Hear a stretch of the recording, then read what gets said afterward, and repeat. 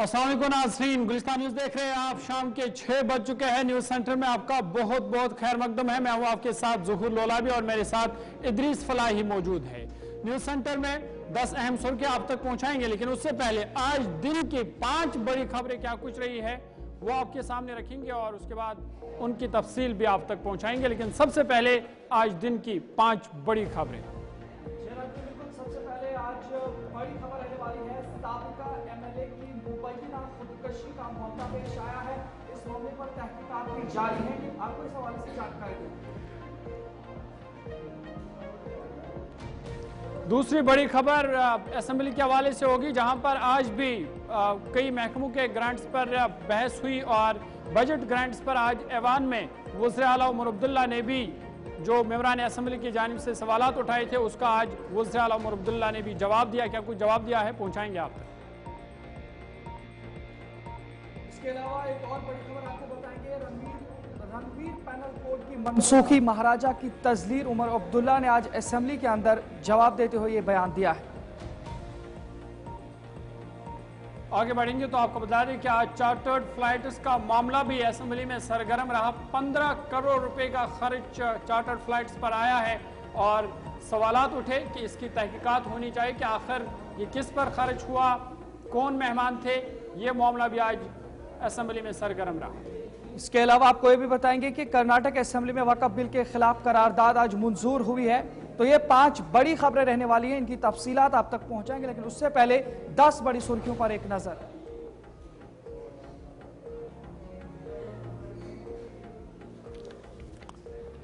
BJP leader और साबिक assembly गुरेज फकीर मोहम्मद खान की मुबैना खुदकुशी। तुलसीबाग श्रीनगर के अंदर पुरअसरार हालत में लाश बरामद, मज़ीद तहकीकात जारी।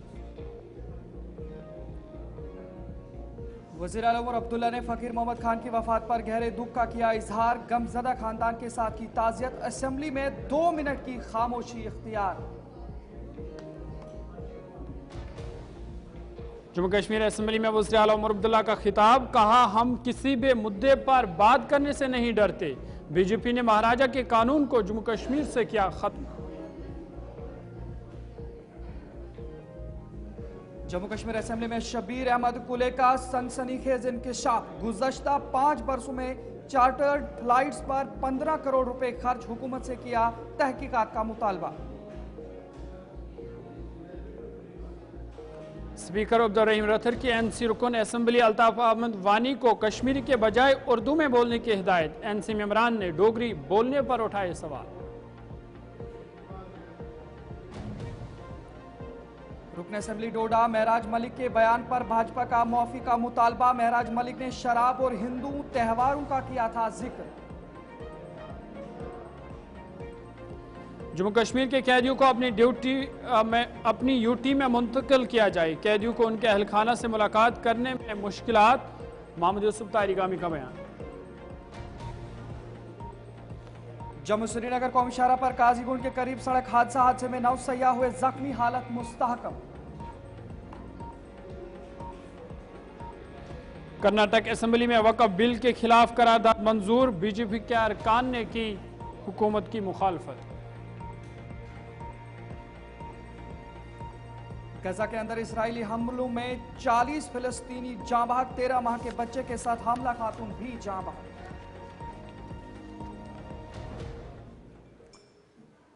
सुर्खियों के बाद खबरें तफसीलात के साथ सबसे पहले बड़ी और अहम खबर के हवाले से बात करेंगे और आपको बता दें कि श्रीनगर में आज साबिक एमएलए ने मुबैना खुदकुशी की है।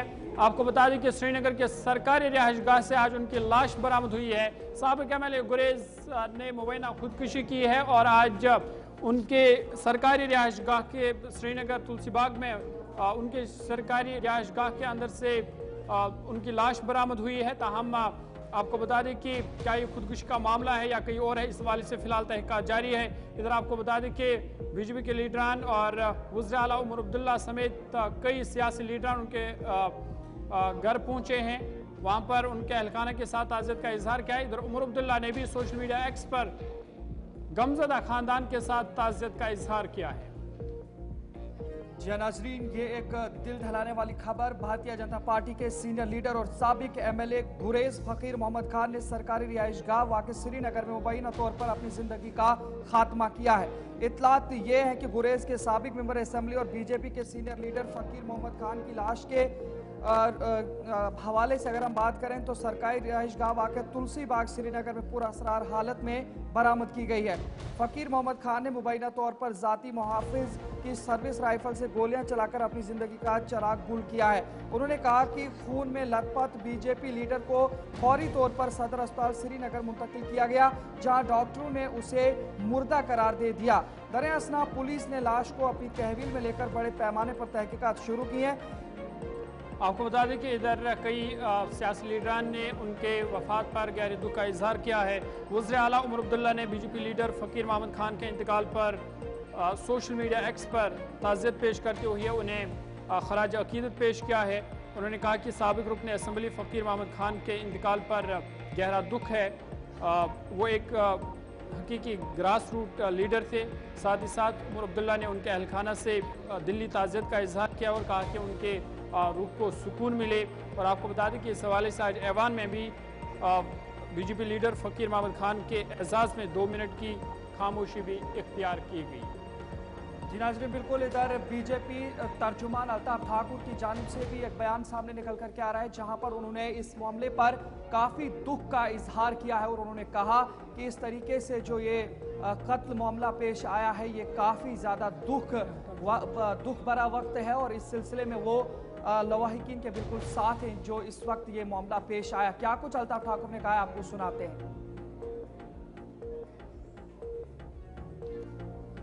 ये कई सियासी लीडरान जब ये खबर सामने आई तो उसके बाद वहाँ उनके सरकारी रिहाइशगाह पर पहुँचे। ये भारतीय जनता पार्टी के लीडरान हैं, वहाँ अहलखाना से मिले। अहलखाना के साथ उन्होंने ताज़ियत का इजहार किया। साथ ही साथ इस अफसोसनाक खबर पर उन्होंने दुख का इजहार भी किया है और मीडिया से भी इस दौरान बातचीत की। क्या कुछ कहा है वो आपको सुनाते। ये कहना पड़ रहा है कि फॉर्मर एमएलसी और 2024 के गुरेज के कैंडिडेट फकीर अहमद खान हमारे बीच नहीं रहे। उसका पुलिस तहकीकात कर रही है, क्या रीजन है, किस वजह से वो मरे हैं। अभी हमें इन्वेस्टिगेशन का इंतजार करना चाहिए और पुलिस जब तक हमें न कहेगी कि उनकी मौत क्या वेट करना चाहिए। लेकिन भारतीय जनता पार्टी जम्मू कश्मीर इस दुख की घड़ी में उसकी फैमिली के साथ है और हमें बहुत ज़्यादा अफसोस है कि आज फकीर मोहम्मद खान जो इस बार गुरेज से इलेक्शन लड़े हैं हमारे बीच नहीं रहे हैं। अभी बहुत सी बातें सामने आ रही हैं, लेकिन हमें पुलिस की इन्वेस्टिगेशन का वेट करना चाहिए और देखना चाहिए वो क्या स्टेटमेंट देते हैं। कहीं ये खुदकशी है और कोई मामला है, हमें इस बात का वेट करना। सर इब्तदाई मालूमात क्या है, क्या जहनी तौर पर ठीक थे या और कोई चीज़? जहनी तौर बिल्कुल ठीक थे, बिल्कुल फिट थे। कल ही ये यहाँ वापस आए थे और कल ही शाम में उनसे मिला था। मैंने खुद कल उनके साथ बातचीत की है। जो उनकी दिमागी हालत थी वो सुस्ती थी, तंदुरुस्ती थे, बहुत अच्छी तरीके से थे।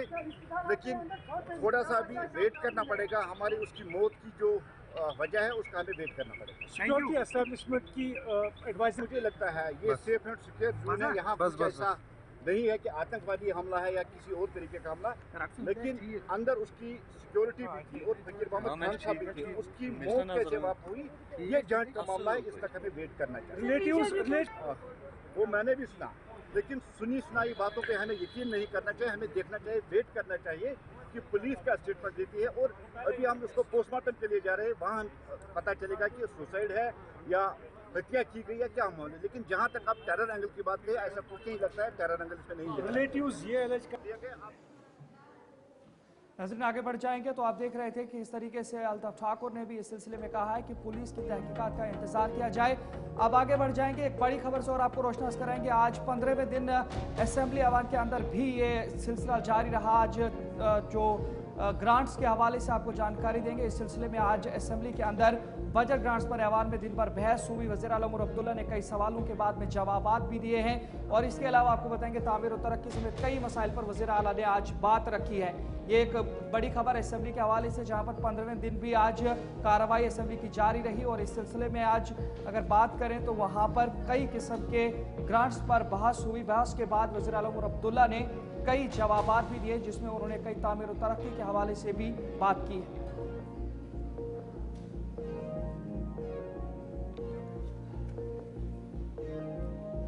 जी नाज़रीन, बिल्कुल, तो असेंबली की कार्रवाई आज 15वें दिन भी जारी रही। इस दौरान बजट ग्रांट्स के कई मामलों पर बहस हुई। ऐवान की कार्रवाई के दौरान हस्बे मामूल मेंबरान असेंबली ने वक्फे सवालात के दौरान अपने सवालात रखे, जिस पर वज़ीर आला उमर अब्दुल्ला ने अरकान असेंबली के पूछे गए कई सवालात का जवाब दिया।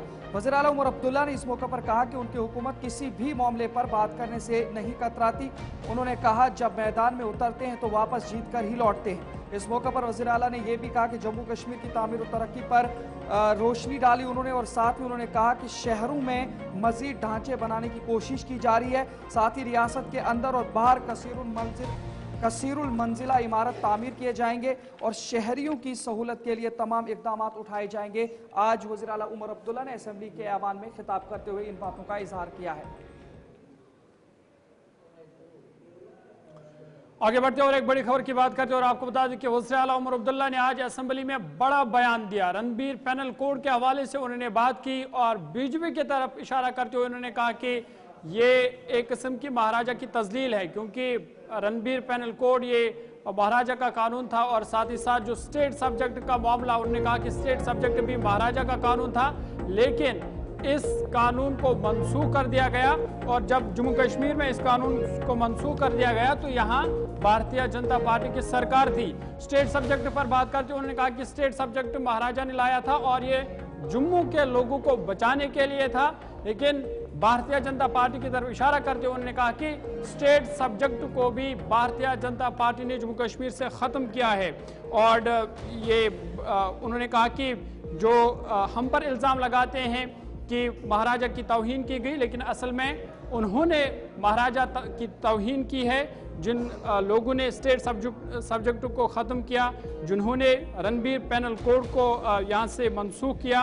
और साथ ही साथ उन्होंने कहा कि जो मामला उठा था कि असेंबली अरकान की तनख्वाहों के हवाले से, उस पर उन्होंने कहा कि तनख्वाहों में इजाफा, जो मेंबरान असेंबली है उनके तनख्वाहों में इजाफा किया जाएगा। और उन्होंने कहा कि स्पीकर इस हवाले से कमेटी तश्कील देगी और कमेटी अपनी सिफारिशात सामने लाएगी, उसके बाद ही जो मेंबरान असेंबली है उनके तनख्वाहों में इजाफा हो सकता है।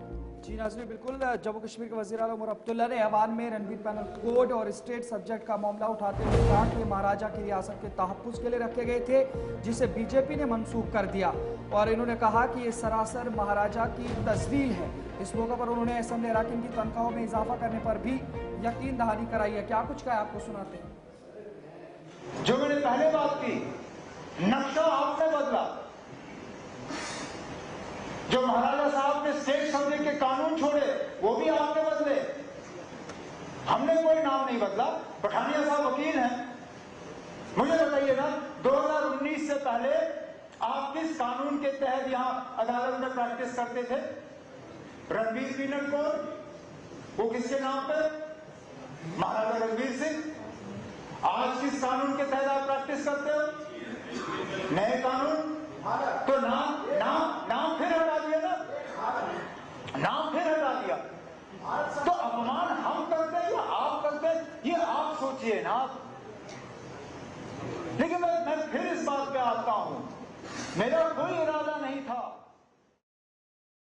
कोर्ट के हवाले से कहा कि जो लोग हम पर इल्ज़ाम लगाते हैं कि नेशनल कॉन्फ्रेंस ने महाराजा की तस्दील की, असल में उन लोगों ने महाराजा की तस्दील की है जिन्होंने यहाँ से रणबीर पैनल कोड को ख़त्म के बाद आपका बहुत बहुत इस्तकबाल है। आपको इस सिलसिले में भी एक बड़ी खबर के हवाले से बात बताएंगे। आज असेंबली के अंदर उस वक्त हंगामा हुआ जब चार्टर फ्लाइट्स के हवाले से MLA कुपवाड़ा की जानिब से एक बड़ा इंकशाफ किया गया है। जी, उन्होंने कहा कि असेंबली में जब उन्होंने कहा चार्टर फ्लाइट्स के हवाले से, उन्होंने कहा कि कई जो है अखराजात 15 करोड़ चार्टर फ्लाइट्स के लिए खर्च किए गए हैं और साथ ही हुकूमत से उन्होंने तहकीकात का मुतालबा किया। उसके बाद असेंबली के अंदर हंगामा देखने को मिला। जम्मू कश्मीर असेंबली में आज उस वक्त शदीद हंगामा बर्पा हो गया जब MLA शुपैया शब्बीर अहमद कुल्ले ने इंकिशाफ किया कि गुज़िश्ता 5 वर्षों में चार्टर फ्लाइट्स पर 15 करोड़ रुपए खर्च किए गए हैं। वज़ीर आला के मातहत महकमों के लिए मुतालबा ज़र पर बहस के दौरान शब्बीर कुल्ले ने यह सनसनीखेज इंकिशाफ किया। उन्होंने मजीद दावा किया कि मेहमानों की रिहाइश पर भी 15 करोड़ रुपए खर्च किए गए हैं। उन्होंने हुकूमत से मुतालबा किया कि वो उन अफराद की शनाख्त करे जिन पर यह खतीर रकम खर्च की गई है। उनके बयान के बाद असम्बली अरकान अपनी नशिस्तों से खड़े हो गए और इस मामले की तहकीकात का मुतालबा किया। उन्होंने इस मामले की जांच के लिए असम्बली की एक हाउस कमेटी तश्कील देने का भी मुतालबा किया, जिसके बाद हुकूमती और अपोजिशन अरकान के दरमियान सख्त नोक झोंक भी देखने को मिली।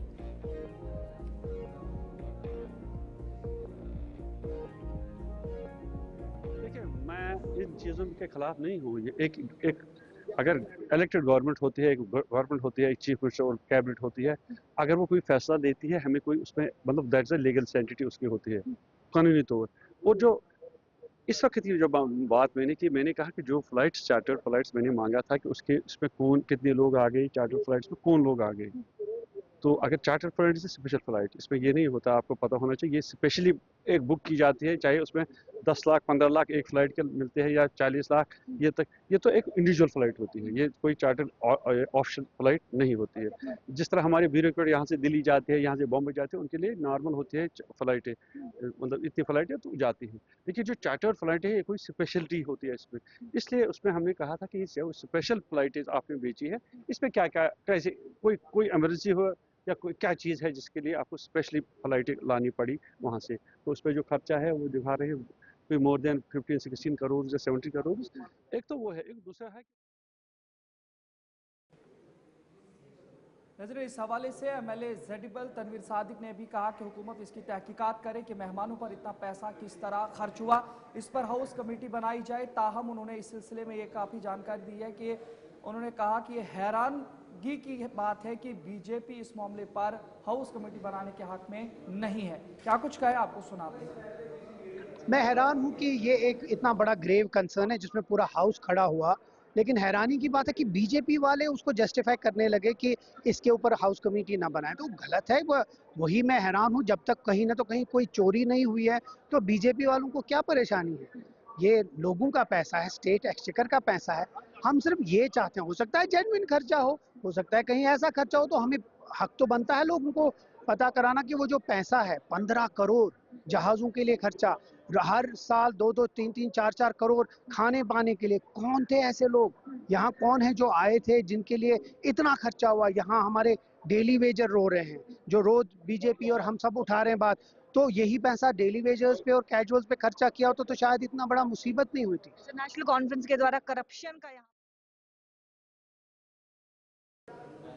पीपल्स डेमोक्रेटिक पार्टी के सीनियर लीडर और MLA कुपवाड़ा मीर फैयाज ने भी चार्टर फ्लाइट मामले पर कहा कि जम्मू कश्मीर में इसके अलावा भी घोटाले हुए हैं, पहले उनकी तहकीकात होनी चाहिए, उन पर कमेटियां बननी चाहिए। उन्होंने कहा कि जम्मू कश्मीर मेहमान नवाजी के लिए माना जाता है, इसलिए इन मामलों पर हाउस कमेटी नहीं बनानी चाहिए।